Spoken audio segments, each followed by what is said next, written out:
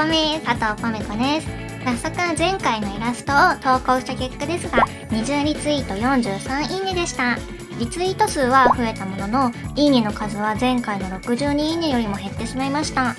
私としては最初のうちは前回よりもうまく描けたって思っていたんですけど、時間が経つにつれて前の方が良かったなって思うようになったので、今回は前回より確実にいいイラストに仕上げていきたいと思います。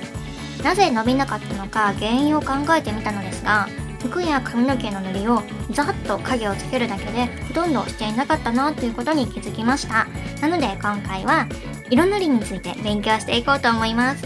今回参考にするのはパクリノさんの色塗りチュートリアルという本です。この本は光の当たり方や色の選び方、塗り方など様々なことが書かれているのですが、一気に取り込むのは難しいので、できそうなところから取り組んでいこうと思います。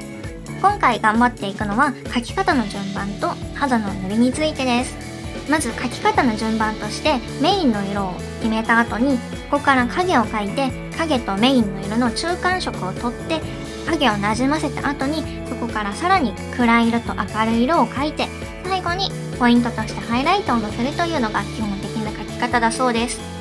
肌の塗りとしては、皮膚の薄いところは下の血液が透けて見るので赤くなるそうです。今回はこの2点に注意して塗っていこうと思います。ポメコと同じようなイラスト初心者でデジタルで絵を描きたい、でも色とかよくわからないという方にはおすすめの本です。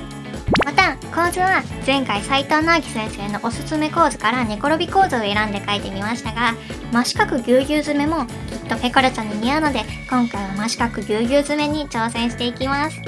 真四角ぎゅうぎゅう詰め構図は顔を大きく見せながらカラフルなエフェクトや他のミニキャラクターなどを画面にぎゅうぎゅうに詰め込むことで、絵をパッと見た瞬間にわっ、かわいい、楽しいが伝えられる構図だそうです。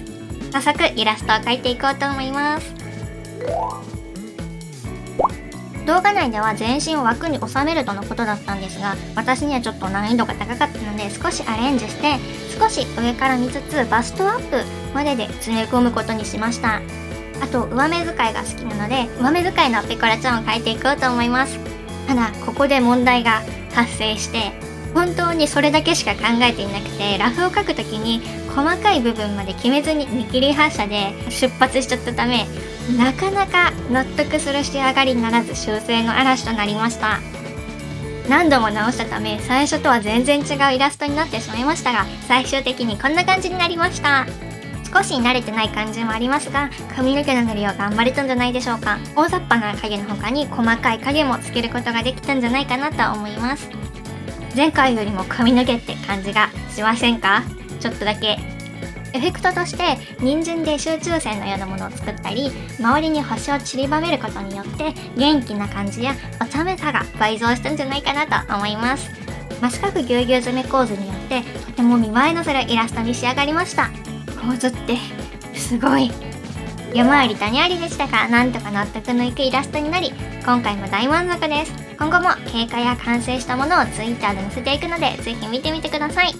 今回はここまでです。それではまた次回。